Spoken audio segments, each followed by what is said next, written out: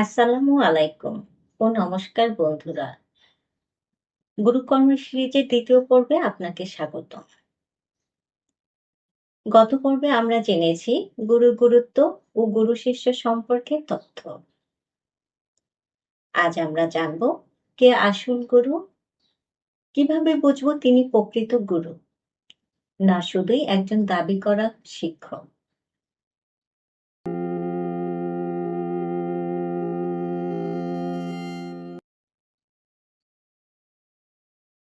সত্যিকারের গুরু কখনো নিজেকে গুরু বলে প্রচার করেন না। তার উপস্থিতি তার পরিচয়। তিনি অহংকারহীন, বিনম্র ও জ্ঞানে পরিপূর্ণ। প্রথম লক্ষণ হল জ্ঞান ও উপলব্ধি। তিনি শুধু গ্রন্থ জানেন না, তিনি তা জীবনে উপলব্ধি করেছেন। তার কথায় থাকে প্রাণ, হৃদয়ে থাকে করুণা, আচরণে থাকে শুদ্ধতা। দ্বিতীয় লক্ষণ, নিজের কোনো স্বার্থ নেই। সত্যিকারের গুরু কখনো শিষ্য ভক্তি বা সম্পদের লোভী নয়। তার উদ্দেশ্য শুধু একটি, শিষ্যর আত্মজাগরণ। গুরু কেমন জীবনযাপন করেন? একজন গুরু যেমন বলেন তেমনই চলেন। তিনি বাইরে যা বলেন, ভেতরে তাই।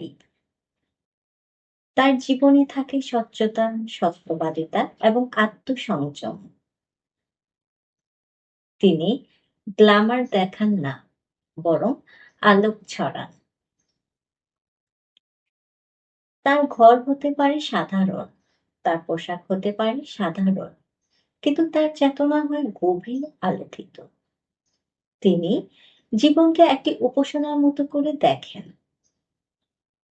তিনি পরিশীলিত, ধীর এবং গভীর উপলব্ধি সম্পন্ন।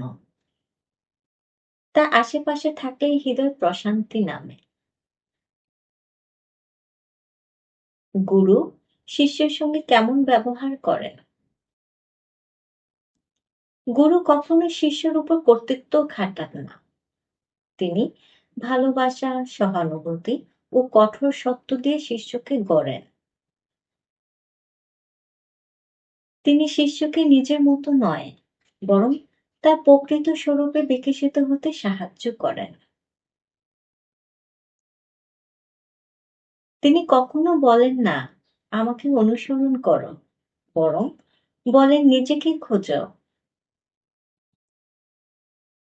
একজন সত্যিকারের গুরু শিষ্যকে চিনিয়ে দেন তার ভেতরে গুরু আত্মার আলো।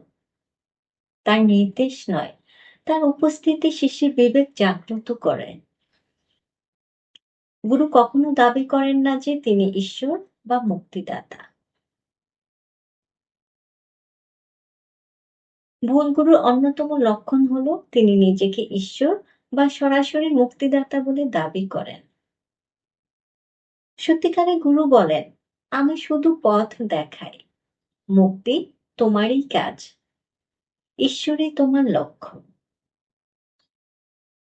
তিনি কখনো তোমার উপর নির্ভরশীলতা তৈরি করেন না, বরং তোমাকে নিজের উপর নির্ভরশীল হতে শেখান। তিনি পরামর্শ দেন, তোমার স্বাধীনতাকে সম্মান করেন এবং তোমার প্রশ্নকে প্রশ্রয় দেন। এখন আমরা জেনে নিব গুরু চেনার কিছু সূক্ষ্ম লক্ষণ। ১, তার সংস্পর্শে এলেই মন শান্ত হয়। ২, তার কথা শুনলে মনে হয় আমি তো এটাই খুঁজছিলাম। ৩, তার কথায় ভবিষ্যৎ নয়, এই মুহূর্তে সত্য স্পষ্ট হয়ে ওঠে। এবং ৪, তিনি সব ধর্ম, মত বা পথের প্রতি শ্রদ্ধাশীল।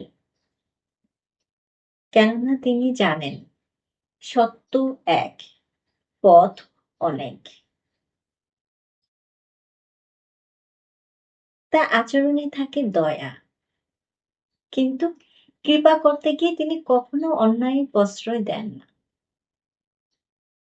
তিনি তোমার আত্মাকে স্পর্শ করেন, কথা দিয়ে নয়, চেতনার মাধ্যমে।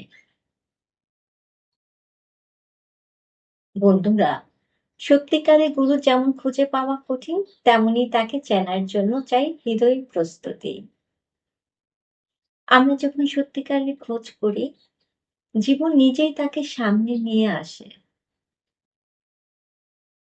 তাই জেনে রাখো, গুরু কোনো বাহ্যিক পরিচয়ের বিষয় না, এটা এক আলোকের স্পর্শ।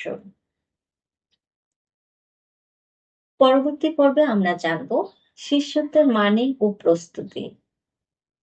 শিষ্য হওয়ার আসল যোগ্যতা কি? ততদিন পর্যন্ত হৃদয় প্রস্তুত করো, প্রশ্ন জাগাও, আর নিজেকে খোঁজো। কারণ যখন শিষ্য প্রস্তুত, গুরু নিজেই এসে দাঁড়ান। শেষ কথা,